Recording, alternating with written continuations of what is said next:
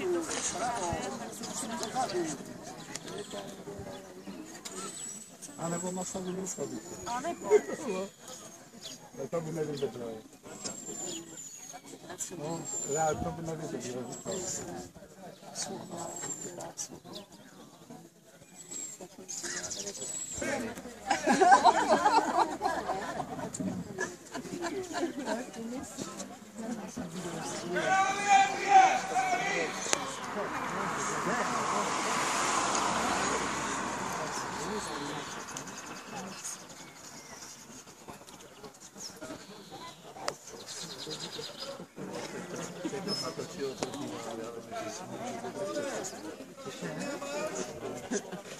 Beni bilen de nasıl? Já jsem ji udělala.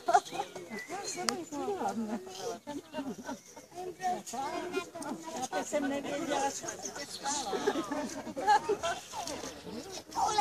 No to tak otočí, jo, pojďme pryč.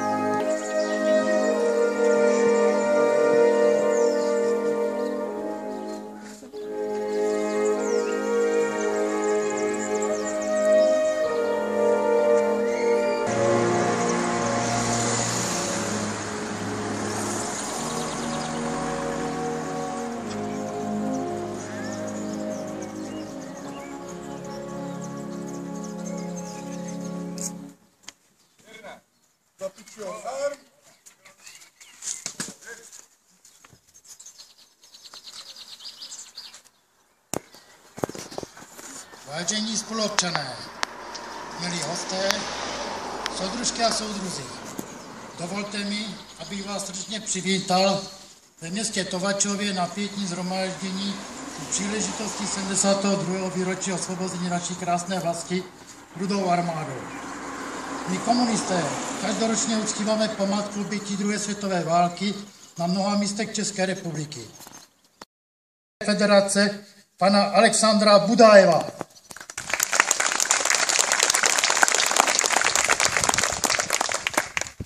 Ataše generálního konzula Ruské federace pana Artjoma Indičenka.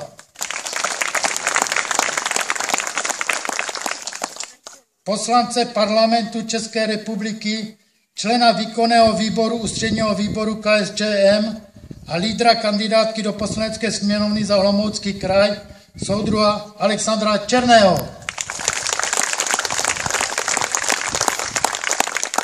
Poslance parlamentu České republiky, předsedu krajského výboru KSČM Olomouckého kraje, předsedu okresního výboru KSČM Přerově a kandidáta do poslanecké sněmovny za Olomoucký kraj, soudruha Josefa Nekla. Předsedu vlasteneckého sdružení antifašistů Moravy a Slezska, pana Josefa Lišku.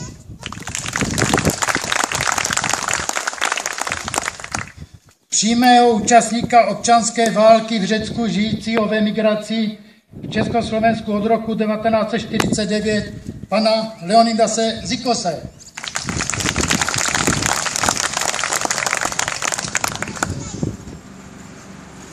Tajemníka krajského výboru KSČM Olomouckého kraje soudruha Josefa Mádra.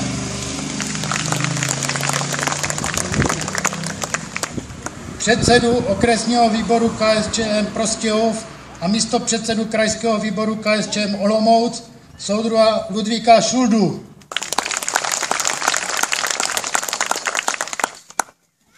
Náměstka primátorky města Prostějov, pana Pavla Smetanu. Členku rady města Prostějov, paní Janu Havladžijevovou. Zástupce deníku Halo noviny, pana Zbiška Kupského a paní Alenu Jarolímkovou. Předsedu klubu vojenské historie Dukla, pana Jaroslava Dvořáka, včetně jeho kolegů.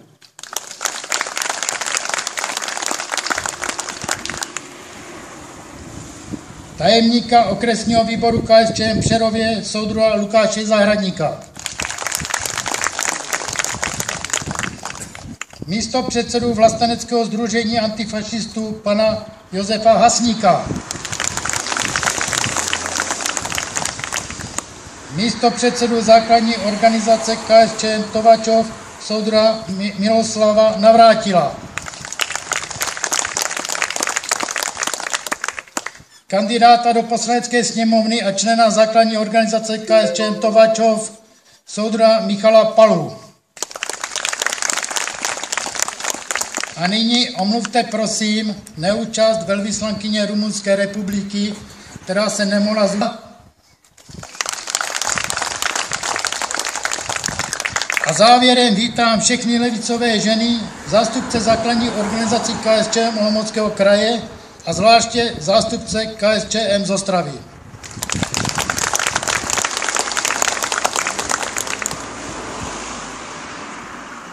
A nyní bych požádal generálního konzula Ruské federace pana Alexandra Budájeva o jeho vystoupení. Dobrý den, vážení přátelé. Dnes jsme se sešli tady, abychom vyjádřili hlubokou úctu a vzdali hold všem lidem, kteří položili své životy pro dosažení vítězství nad nejhroznějším zlem 20. století, fašismem. Velká vlastenecká válka zanechala hlubokou, nehojící se stopu v památce národu Ruska. Dotkla se přece každé rodiny v našem státě. Cena vítězství je téměř 27 milionů Ukrajinů, kteří zahynuli v bojích nebo zemřeli od ran, hladu a nemoci v koncentračních táborech a na okupovaném území. Desítky tisíc zničených měst a obcí, podniků, škol, nemocnic a kulturních ústavů. Klaněme hlavu před jejich odvahou a vůli, před těmi. A samozřejmě jsou určeny i vojákům Rudé armády a Rumunské královské armády, kterých u vás v vašem městě a blízkém okolí padlo na 70. Události 10. války a jeho konce měly pro vás krátké trvání 8 dní, přesto to byla nejtěžší doba, kterou asi vaše město vždy zažilo. Jsme rádi, že vás přišlo tolik, že tolik lidí se zajímá historií, protože bez znalosti historie není přítomnost a nelze predikovat, jaká by mohla být budoucnost. Prosím vás, v rámci vystřelení čestných sváb bude zvýšená hladina hluku, tak pokud zde máte někdo malé děti, tak je k sobě přitulte, aby se nelekli. A pokud je zde nějaká dáma, která očekává miminko, tak ať si taky dá své ouška, aby se jí neublížilo. Trubači, trubte slavnostní večerku.